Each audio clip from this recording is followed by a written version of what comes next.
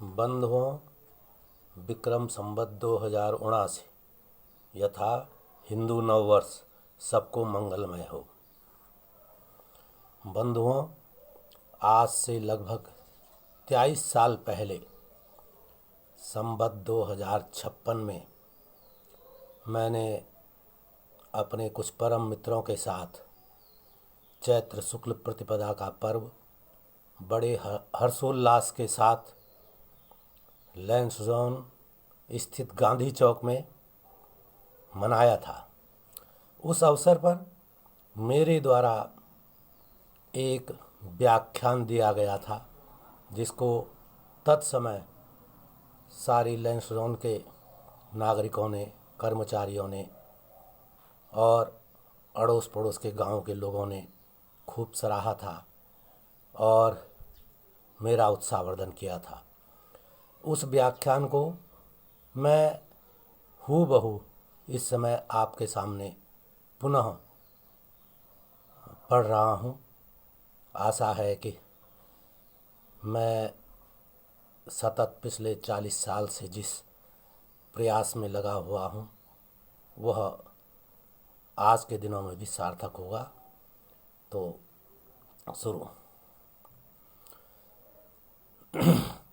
ओम श्री गणेशाय नमः।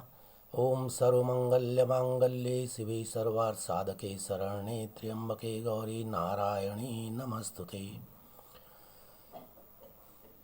लगभग 16-17 साल पहले चैत्र शुक्ल प्रतिपदा के दिन लैंसडौन के गांधी चौक में आयोजित नव संवत्सर के भव्य आयोजन में मेरे द्वारा दिया गया व्याख्यान उपस्थित सभी बंधुओं, उपस्थित आम जनता का मैं संवत 2056 व गताब्द 5100 यानी 52वीं सदी पर हार्दिक स्वागत व अभिनंदन करता हूँ।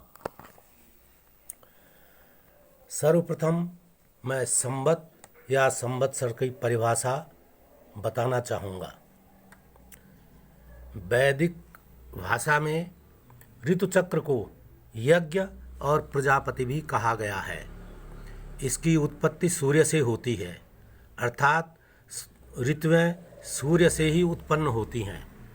इसीलिए सूर्य को ऋतुओं का पिता तथा सविता कहा गया है और उस सविता का पुत्र ऋतुचक्र, वत्स, वत्सर या संवत्सर कहा जाता है। संवत्सर 5 प्रकार के होते हैं, इसलिए सूर्य को पंचपाद पितर भी कहा गया है। एक संवत्सर में 5 ऋतुचक्र होते हैं। इनके नाम हैं संवत्सर, परिवत्सर, इड़ावत्सर, अनुवत्सर व उद्वत्सर। इन 5 ऋतुचक्रों में से प्रथम संवत्सर नामक ऋतुचक्र की ही बात यहाँ पर मैं कहना चाहूँगा। ऋतुचक्र के 12 भाग होते हैं, जिन्हें महीने कहा जाता है, जैसे चैत्र, वैशाख, जेठ, आषाढ़ आदि, या अंग्रेजी में जनवरी, फरवरी आदि। अर्थात दूसरे शब्दों में ऋतुचक्र 1 साल का होता है। सूर्य सिद्धांत के अनुसार एक वर्ष 365 दिन, 15 घड़ी, 31 पल व 30 विपल का होता है। सिद्धांत शिरोमणि के अनुसार एक वर्ष 365 दिन, 15 घड़ी, 30 पल व 20/30 विपल का होता है। यूरोपीय विद्वानों के अनुसार एक वर्ष 365 दिन, 1 घंटा 48 मिनट 46.054 सेकंड का होता है। अब चूंकि हम सब यहाँ पर विक्रम संवत 2056 और कल की संवत 5100 गताब्द या 52वीं सदी के स्वागत में एकत्रित हुए हैं, तो मैं यह कहना आवश्यक समझता हूँ कि हमारे देश में 25 संवत्सर अस्तित्व में आ चुके हैं, जिनमें से प्रथम संवत को आर्य संवत, कलाब्द या सृष्टि संवत के नाम से पुकारा जाता है, जो सृष्टि के आरंभ से माना जाता है और लगभग 3,44,000 साल से चला आ रहा है। दूसरा संवत कलि संवत के नाम से पुकारा जाता है, जो कि कलयुग के आरंभ से शुरू होता है और आज 5100 वर्ष या 52वीं सदी की शुरुआत है। इसके बाद युधिष्ठिर संवत, बौद्ध संवत, परशुराम चक्र, महावीर संवत, मौर्य या चंद्रगुप्त संवत, मलय संवत, पार्थियन संवत, शाक्य संवत, विक्रम संवत, शताब्द संवत, चेदी संवत, वल्लभी संवत, हर्षाब्द संवत आदि संवत्सर हैं। पुनः मैं विक्रम संवत 2056, जो कि महाराजा विक्रमादित्य के राज्यारोहण के समय से प्रचलन में आया, वह कलि संवत 5100 पर आने से पहले सृष्टि संवत से बात शुरू करता हूँ।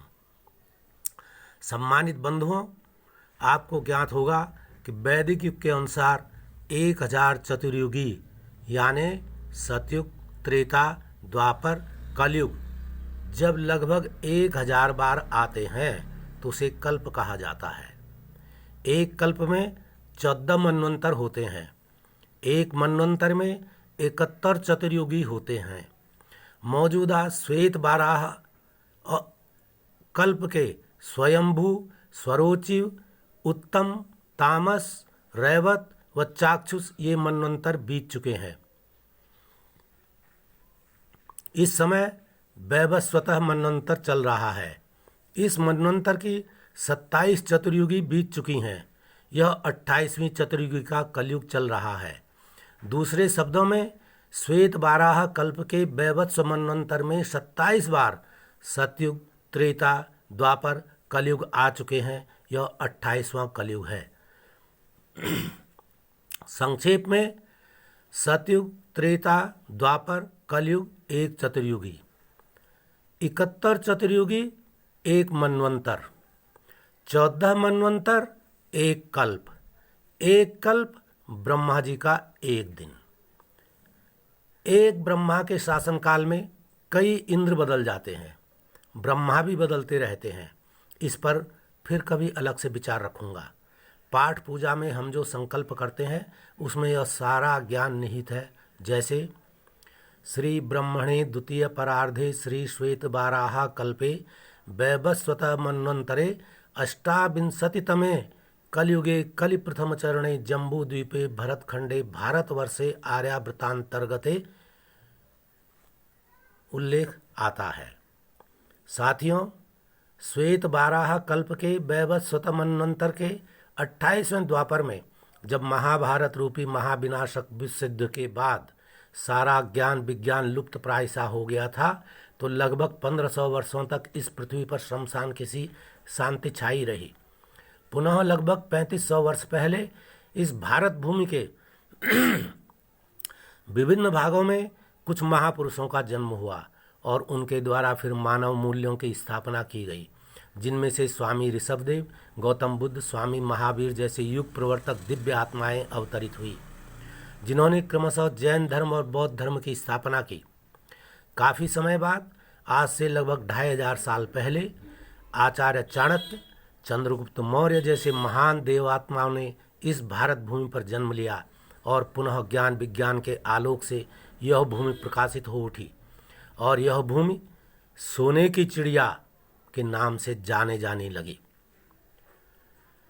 कुछ समय पश्चात, लगभग 1200-1500 साल पहले से पश्चिम और उत्तर पश्चिमी क्षेत्रों व वर्तमान मध्य एशिया से कबायली व आदिम जातियों जनजातियों द्वारा फिर भारत की ओर रुख किया गया और यहाँ की संपन्नता व समृद्धि की चर्चा सारे यूरोप, मध्य एशिया व पश्चिम में किंवदंतियों के रूप में प्रचारित होने लग गई थी। धीरे धीरे कबायलों द्वारा लूटपाट के लिए आक्रमण किए जाने लगे। उस समय जैन धर्म व बौद्ध धर्म के प्रचार प्रसार व प्रभाव के कारण अहिंसा को पूर्णतया सामाजिक मान्यता प्राप्त थी, जिस कारण समाज प्रतिहिंसा भी नहीं कर सका। परिणाम स्वरूप लुटेरे आतताई देश के भीतरी भागों तक लूटपाट करने में सफल होते रहे और सोने की चिड़िया भारत गुलामी की ओर बढ़ता चला गया। हड़प्पा, मोहनजोदड़ो, चन्नूदड़ो, तक्षशिला व नालंदा का वह वैभवशाली दौर गुमनामी के अंधेरे में इतिहास के पन्नों में ही सिमट कर रह गया। गुलामी के दौर का वह काला इतिहास, कबायली जाति जनजातियों का वह क्रूर विभत्स पैशाचिक कर्म सारी मानवता को शर्मसार करने वाले इतिहास का राक्षसी युग ही कहा जा सकता है।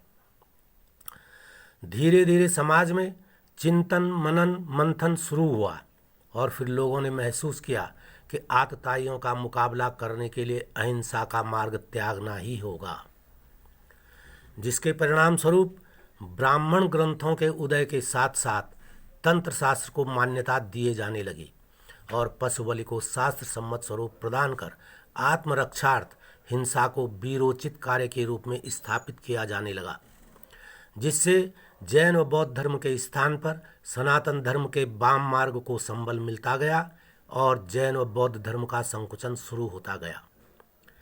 तत्पश्चात संतों देशभक्तों का पुनः जन्म उदय शुरू हुआ और आदि शंकराचार्य जैसे महान विभूति अवतरित हुए, जिन्होंने सारे भारतवर्ष में घूम घूम कर सनातन धर्म की पुनर्स्थापना की।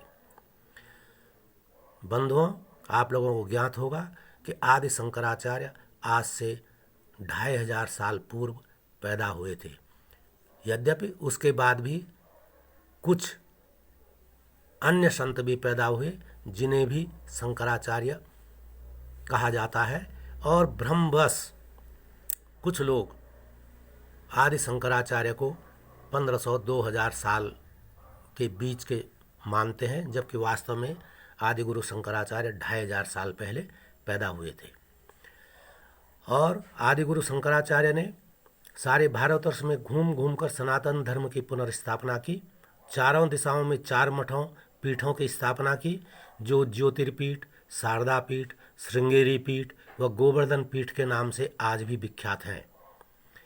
एक और भक्तिकालीन कवियों कबीर, सूर, मीरा, तुलसी, संत तुकाराम, एकनाथ, स्वामी हरिदास, बैजू बावरा, तानसेन, नरहरिदास, संत रविदास जैसे अनगणित संत पूरे भारत में अवतरित हुए। दूसरी ओर संत गुरु नानक देव, रामकृष्ण परमहंस जैसे दिव्य महान आत्माओं ने युग प्रवर्तक का काम किया और इस भारत भूमि को स्वामी विवेकानंद, महर्षि अरविंद जैसे लोगों द्वारा नई संजीवनी प्राप्त हुई। पुनः मैं विक्रम संवत 2056 व कल की संवत 5100 गताब्द या 52वीं शताब्दी की दहलीज पर आप सब लोगों का स्वागत राष्ट्र कवि मैथिली शरण गुप्त जी के इस उद्बोधन के साथ करता हूँ। गुप्त जी ने अपनी अमूल्य कृति भारत भारती, जो अंग्रेजों के शासनकाल में प्रतिबंधित कर दी गई थी, इन पंक्तियों से शुरू की थी। भारत भारती की पंक्तियाँ या भारत भारती काव्य इन पंक्तियों से शुरू होता है। मानस भवन में आर्यजन जिसकी उतारें आरती, भगवान भारत वर्ष में गूंजे हमारी भारती। हो भद्र भावोद्भावनी वह भारती है भगवते, सीतापते सीतापते गीतामते गीतामते। गुप्त जी इसी भारत भारती पुस्तक में आगे लिखते हैं, हम कौन थे, क्या हो गए और क्या होंगे अभी, आओ विचारें आज मिलकर ये समस्याएं सभी। तो साथियों, आज हम यहाँ पर एकत्रित हुए हैं इसीलिए कि हम विचार करें कि हम कौन थे और आज क्या हैं और कल क्या होने वाला है। इसी संदर्भ में भारतेंदु हरिश्चंद्र जी ने कहा है, जिसको न निज गौरव तथा निज देश का अभिमान है, वह नर नहीं पशु है निरा और मृतक समान है।